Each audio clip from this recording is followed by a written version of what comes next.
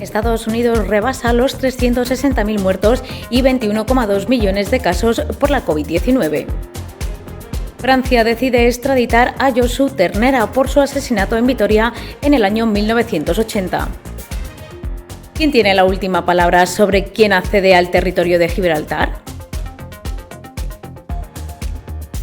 Hola, ¿qué tal? ¿Cómo están? Bienvenidos un día más a los informativos de Ciudad Televisión.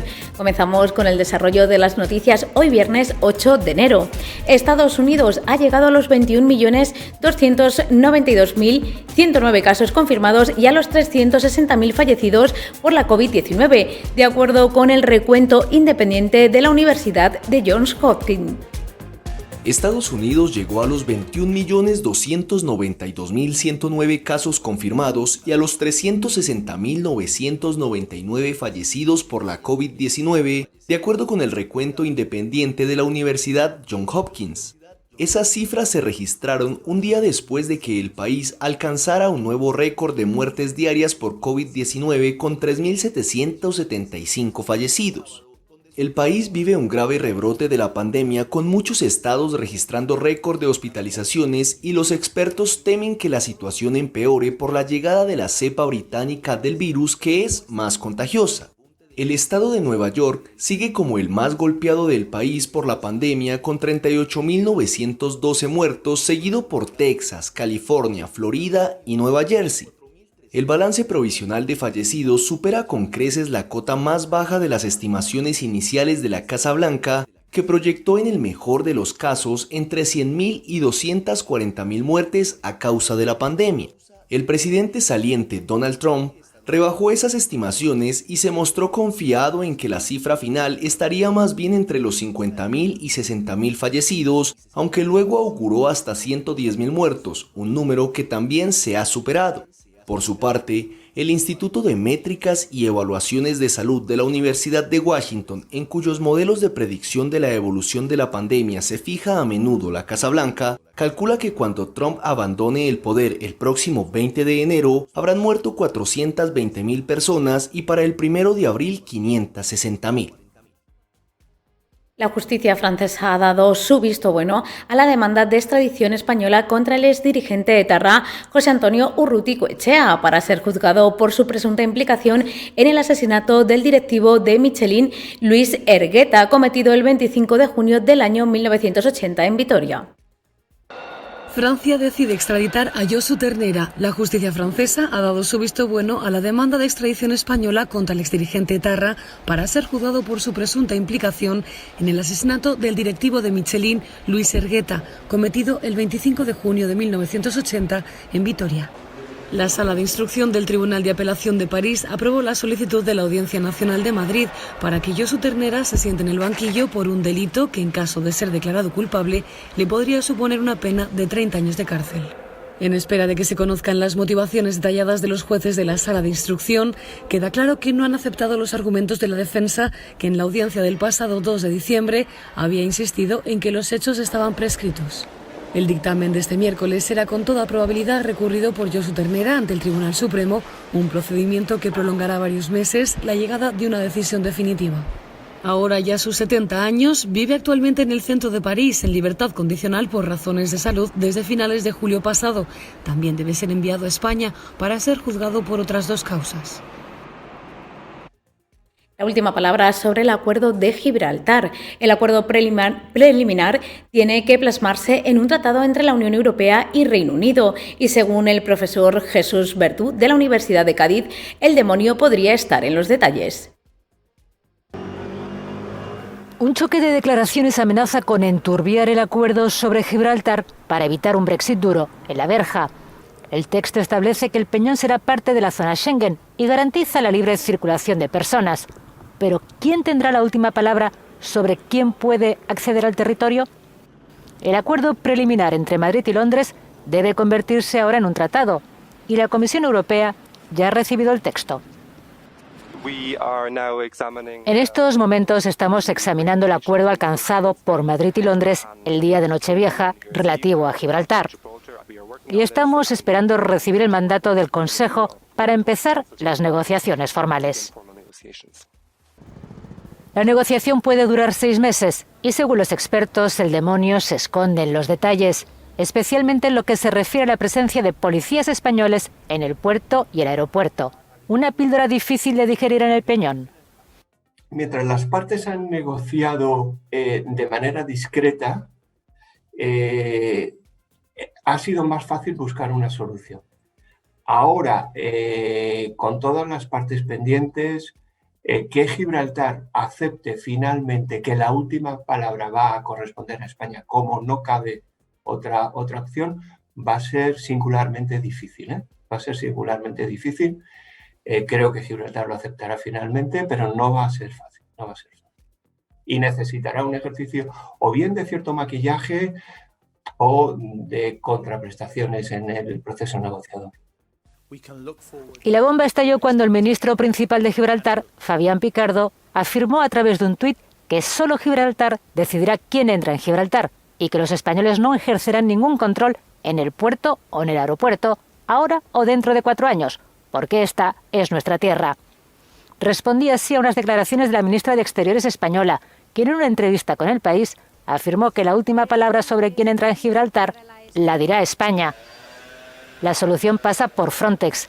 La agencia europea podría desplegar a sus agentes en las instalaciones aeroportuarias bajo bandera comunitaria y la base de datos podría ser controlada de manera remota por España. Todo parece indicar que hay una voluntad española de adoptar un perfil muy discreto, de tal manera que la presencia de policías uniformados o de Guardia Civil no sea visible en las instalaciones aeroportuarias. Si se superan los roces y se aprueba el tratado, el territorio de Gibraltar estará más intrincado que nunca en el contexto europeo. Una interesante paradoja.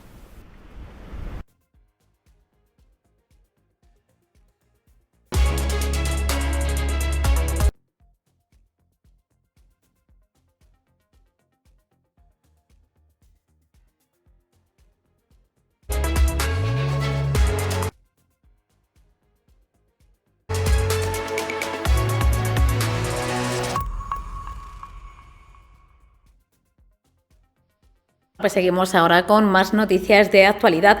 Indonesia, el cuarto país más poblado del mundo, iniciará el próximo miércoles la vacunación contra la COVID-19, que tiene como objetivo prioritario al personal sanitario, con la inoculación al presidente Joko Widodo. Indonesia, el cuarto país más poblado del mundo, iniciará el próximo miércoles la vacunación contra la COVID-19, que tiene como objetivo prioritario al personal sanitario. El presidente Joko Widodo será el primero en recibir la vacuna, para demostrar al público la confianza en el fármaco producido por la compañía china Sinovac. El día 13 comenzará también la campaña de vacunación masiva, que tiene previsto administrar primero las dosis en 1,3 millones de trabajadores sanitarios, para más adelante continuar con otros 17,4 trabajadores públicos de entre 18 y 59 años. Indonesia, que es el país del sudeste asiático más azotado por la pandemia, estudia retrasar la vacunación de personas mayores a la espera de recabar más datos sobre la efectividad del fármaco en este sector de la población. Las autoridades ya han comenzado a distribuir las 1,2 millones de dosis de la vacuna Sinovac Biotech, mientras que recibirá este mes un segundo cargamento de 1,8 millones de dosis y el material para poder producir en sus laboratorios unos 15 millones de dosis. Actualmente el país registra un fuerte aumento en el número de casos diarios confirmados con la COVID-19 y acumula desde el inicio de la pandemia más de 772.000 contagios y 22.900 muertes. La ciudad nororiental de China, Zhejiang, ha cancelado el 80% de sus vuelos y cerró estaciones de ferrocarril tras registrar 50 casos confirmados de COVID y 67 asintomáticos en un día. La ciudad nororiental china de Xinjiang canceló este jueves el 80% de sus vuelos y cerró estaciones de ferrocarril tras registrar 50 casos confirmados de COVID y 67 asintomáticos en un solo día. El 84% de los vuelos de entrada y el 81% de los vuelos de salida han sido cancelados, mientras que las estaciones de ferrocarril han cerrado sus puertas temporalmente y se ha suspendido el tráfico en 10 autopistas que conectan la ciudad con Pekín para evitar que el virus se propague en la capital china. Los medios del país califican la situación de la urbe de cuarentena de facto. También se han cancelado las clases presenciales en guarderías y escuelas de primaria y secundaria desde el miércoles. Las autoridades de la ciudad han comenzado una campaña de análisis de ácido nucleico a sus 11 millones de habitantes después de registrar más de un centenar de positivos. También se ha elevado a alto el nivel de alerta en la urbe y los residentes han recibido avisos para que se confinen en casa a la espera de los resultados de las pruebas. La Unión Europea deja de reconocer a Juan Guaidó como presidente encargado de Venezuela. El bloque comunitario ha rechazado la figura del nuevo Parlamento venezolano, de mayoría chavista, reiterando que las elecciones legislativas no fueron justas ni transparentes. Despoja al líder de la oposición su título de presidente encargado. La Unión Europea corta por lo sano su relación con Juan Guaidó. Este miércoles el bloque regional deja de reconocerlo como presidente encargado de Venezuela, refiriéndose al político como simplemente presidente saliente del Parlamento. La decisión, que ha sido transmitida por omisión de su título como jefe encargado, ocurre luego de que la nueva asamblea se juramentara. La UE continúa sin reconocer al legislativo de mayoría chavista, alegando que el proceso electoral no fue creíble, inclusivo o transparente. La Unión Europea reitera su posición de no reconocimiento del proceso electoral que condujo a la creación de la nueva Asamblea Nacional. No la reconoceremos y mantendremos nuestro compromiso con todos los actores políticos y de la sociedad civil que se esfuerzan por devolver a Venezuela la democracia, incluyendo en particular a Juan Guaidó. Por su parte, Guaidó ha agradecido el apoyo europeo, pero insiste que sigue siendo el presidente encargado del país latinoamericano. Con la llegada de la Cámara chavista, Guaidó anunció la prolongación de las funciones del Parlamento que lideraba. Una instancia contemplada en la Constitución, pero que carecerá de atribuciones legales. El IBEX 35 iniciaba la jornada con ascensos del 0,4% después de las ganancias de la sesión anterior, que alcanzaron el 3,2%, pero pronto se pasa a terreno negativo, lastrado por los valores turísticos. Con ligeras ganancias empieza la sesión bursátil. La bolsa española repunta un ligero 0,4% después de finalizar ayer con ascensos del 3,2%, la mayor subida en casi los últimos 2 meses, con la que superó la barrera de los 8.300 puntos. Tras los primeros compases en las negociaciones, el selectivo español, sin embargo, se pasa al terreno de las pérdidas, cede un 0,8%, lo que le lleva a perder el nivel de los 8.300. Caídas que superan ya el 4% para Amadeus, tirando hacia abajo del selectivo español. IAG, Meliá Hoteles o AENA sufren también caídas que superan el 2%. Los valores que sostienen el color verde son Siemens Gamesa, que avanza cerca del 3%, Solaria Farmamar ganan en el entorno al 2%. Bolsas europeas en positivo pese al asalto al Capitolio en Estados Unidos. Todos los índices del viejo continente amanecen con ascensos superiores al 0,5 de forma generalizada. Tras los primeros minutos en las negociaciones, estas subidas se aminoran. Wall Street finalizó la sesión previa en tono mixto, con unas ganancias que se vieron coartadas por la tensión procedente de los disturbios en el Capitolio. El más penalizado fue el índice tecnológico Nasdaq, que retrocedió un 0,6. Los futuros americanos por ahora apuntan hacia las ganancias. Las bolsas asiáticas, por su parte, han finalizado la jornada de hoy con ascensos del 0,7 para el Shanghai Composite y hasta el 1,6 ha conseguido avanzar el índice Nikkei en Tokio, optimista ante la posibilidad de que se lleven a cabo estímulos adicionales en Estados Unidos.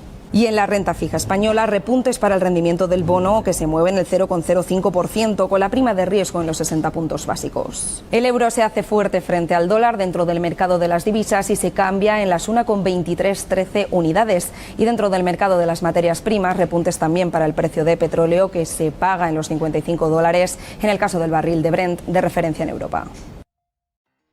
Neil Young vende el 50% de sus canciones. El cantante y compositor canadiense de 75 años, uno de los más influyentes de su generación, tiene un catálogo de unas 1.200 canciones y casi 70 discos. Neil Young vende los derechos de autor de la mitad de sus canciones a la compañía británica de inversiones Hipgnosis Soundfound. La transacción sigue a la venta el mes pasado del catálogo de Bob Dylan a Universal Music por una fortuna de unos 400 millones de euros. Con la venta de discos a la baja y sin conciertos debido a la pandemia, los derechos de publicación son un activo cada vez más valioso. Me gusta tocar música y a veces ir de gira es un poco duro, aunque nos gusta expresarnos, decía Young en una entrevista del 2008. El cantante y compositor canadiense de 75 años, uno de los más influyentes de su generación, tiene un catálogo de unas 1.200 canciones y casi 70 discos. Desde hace años alerta al público sobre los riesgos del cambio climático. El mundo entero necesita un reinicio. Vivimos un momento crítico y la gente no se da cuenta de que se está produciendo un cambio radical mucho más rápido de lo que pensamos.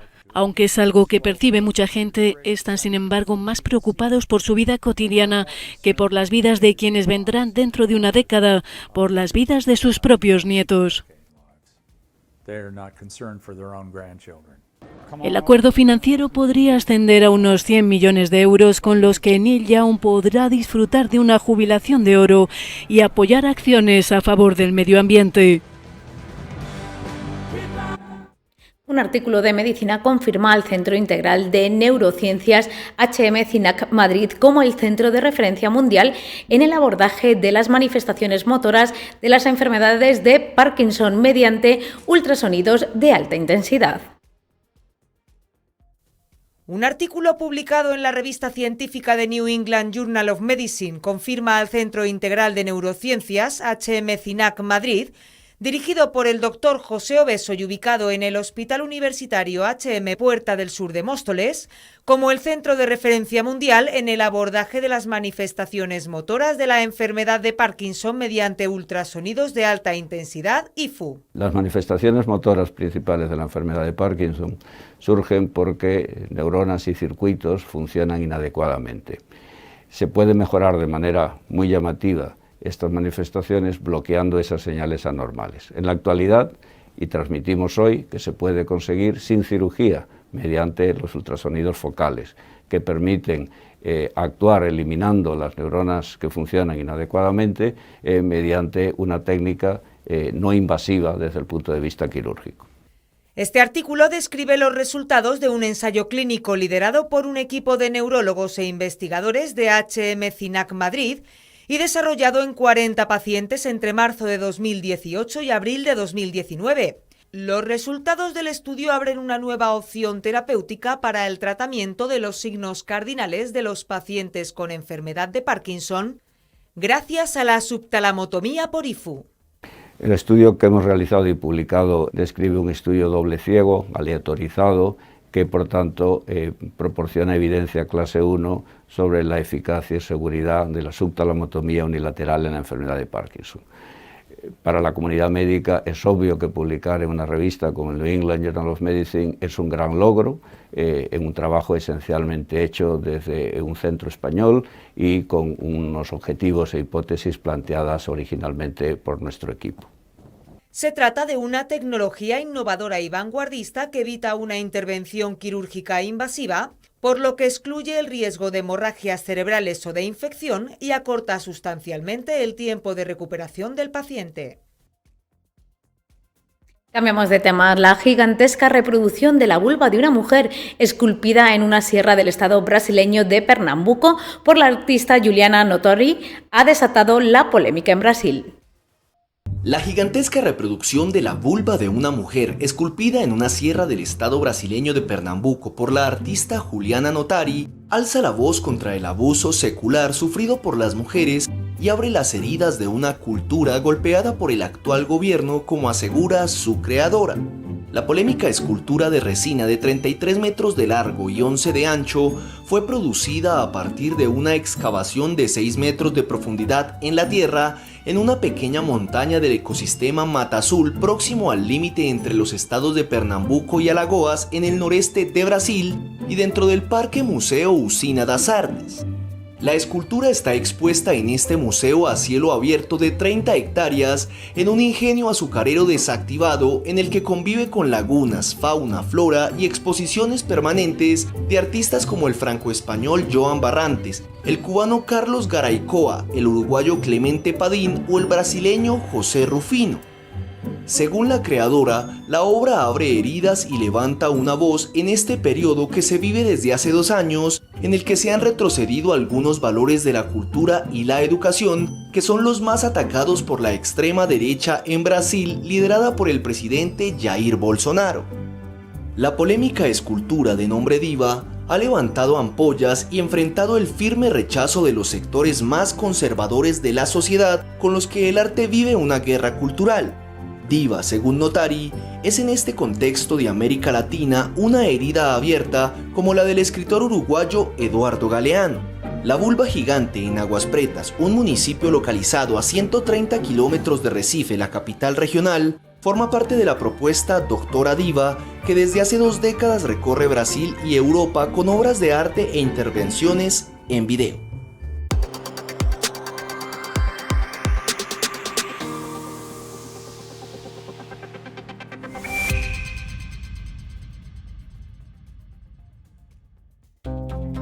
La borrasca Filomena se aproxima al suroeste peninsular, con inestabilidad en amplias zonas del sur, centro y este peninsulares, Estrecho y Baleares, con lluvias y chubascos casi generalizados. En el norte de Galicia y litoral cantábrico occidental, precipitaciones débiles y dispersas. Las precipitaciones irán acompañadas de tormentas y serán fuertes y persistentes en el sur de Andalucía y Estrecho. En Canarias se esperan chubascos y tormentas que podrán ser localmente fuertes y persistentes en las vertientes oeste y noroeste de las islas de más relieve. Son probables nevadas copiosas en amplias zonas del centro, interior este e interior sudeste peninsulares, con acumulaciones significativas en Castilla-La Mancha y zonas aledañas. Las temperaturas diurnas bajan en el oeste peninsular y en Canarias y suben en el área del Estrecho. Las nocturnas subirán en el Alto Ebro, Baleares y Andalucía y descenderán en Canarias.